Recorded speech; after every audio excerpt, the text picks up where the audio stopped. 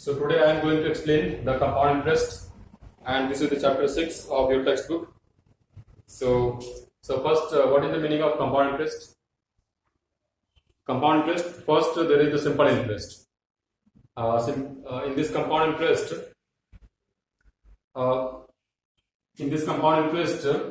the interest is calculated on the interest. That is, you can understand by taking example. For example, suppose one person borrowed money, 100 rupees.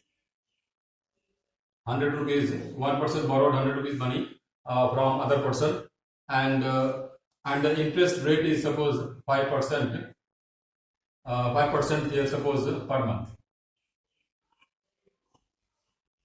And this person and this money is taken for suppose 2 months.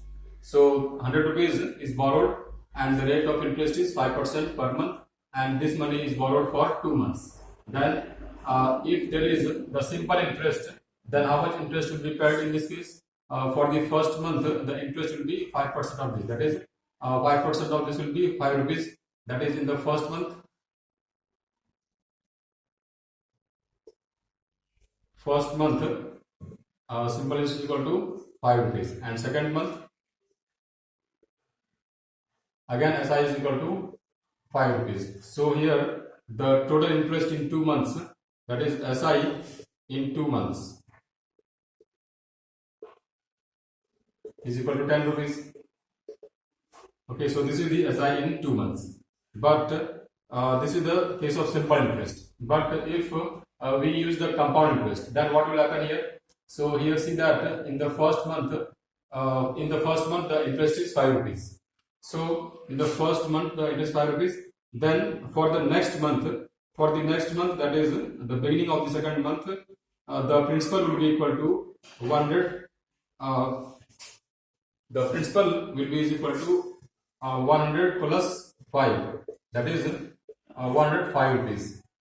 That is, this interest 5 rupees will be added to the principal, and then this amount, that is principal plus the interest, will be the next principal for the next month. Now the principal is 105 rupees. Now the interest for the second month will be calculated on 105 rupees. So now here, what is the interest in this case for second month? SI for second month, it will be 5% of this, that is 5 by 100 into 105. Now it will be,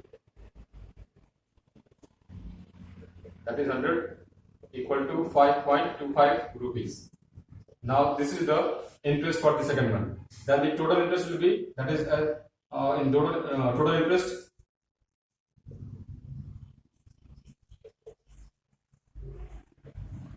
is equal to interest in the first month plus the interest in the second month, that is 5.25. It will be 10.25 rupees. Okay, so now you can see the difference here.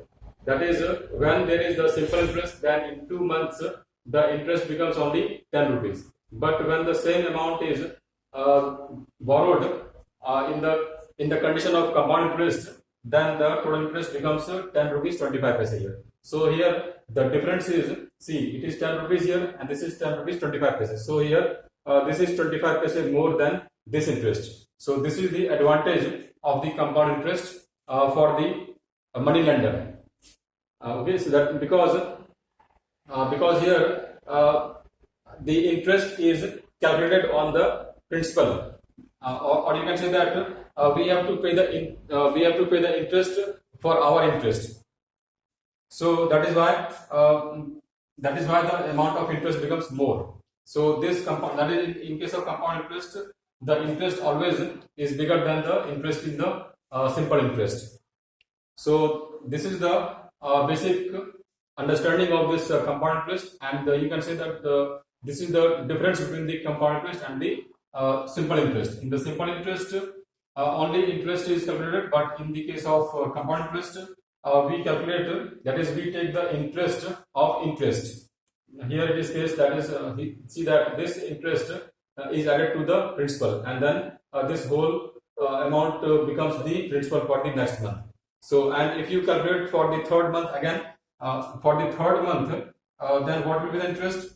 First, you will find the principal for the third month. That is, this is the principal for the second month, and for the third month, the principal will be equal to 105 plus 5 again. That is, then it will be again more. Okay, so this is only for 2 months here. So I just explained you for 2 months.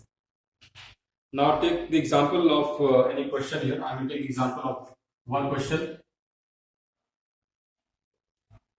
For example, we are given that there is a 5% rate. That is, in this case, we are given 5% rate for any money here, and the principal is given 1400 rupees, and the time is 2 years. That is, in this case, T equal to 2 years. Then we have to find what is the compound interest and what is the amount also. That is, we have to find the compound interest, we have to find CI and the amount in this case. That is R equal to 5%, and this is 5% per annum. This is per annum here, and the principal is 1400 rupees, and the time is 2 years. So first you will take the for first year. That is, in the first year. In the first year, what is P equal to? 1400 rupees, and what is the interest here? That is SI equal to, in this case, P into R into T, the same formula here. 14 into 100 into R here will be 5 into time will be 1 year, and then 100. That will be rupees 70. So in the first year, the principal is 1400 rupees and SI is 70 rupees. Now in the second year,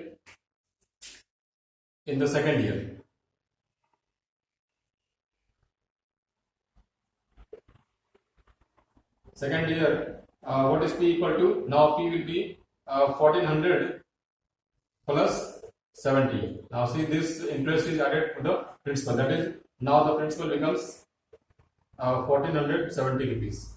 Now this is the new principal here. Now in this on this principal, the interest or SI will be equal to into again 5% into 1 by 100.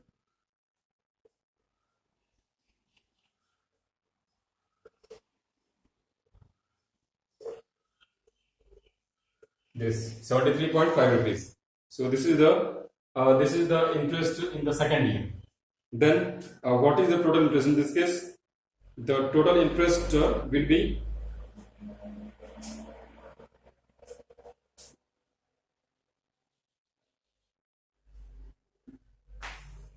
so now here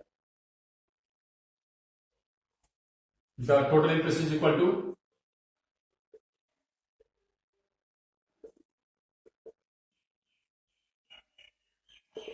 here 70 plus 73.5, that is 5, 3 and 140 rupees. So this is the total interest here. Then what is the amount in this case? Then the amount will be equal to the amount, that is, you can say that this is the compound interest in 2 years, and amount is equal to P plus CI, that is 1400 plus 143.5, that is 5 and then 3, 4 and 5 and this. So this is the amount. This is the amount and this is the compound interest. So in this way we can find, and this is without using the formula, and this is the fundamental method of solving this these questions. But we can simplify the process of finding the compound interest by using the formula. But you must understand how we get the formula first.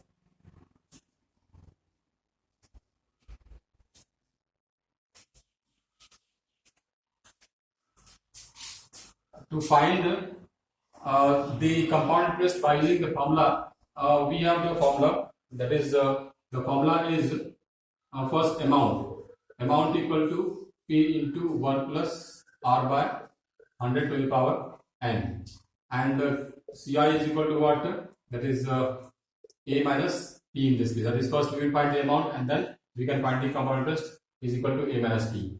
So this is the formula, but first you must solve each question by using without formula.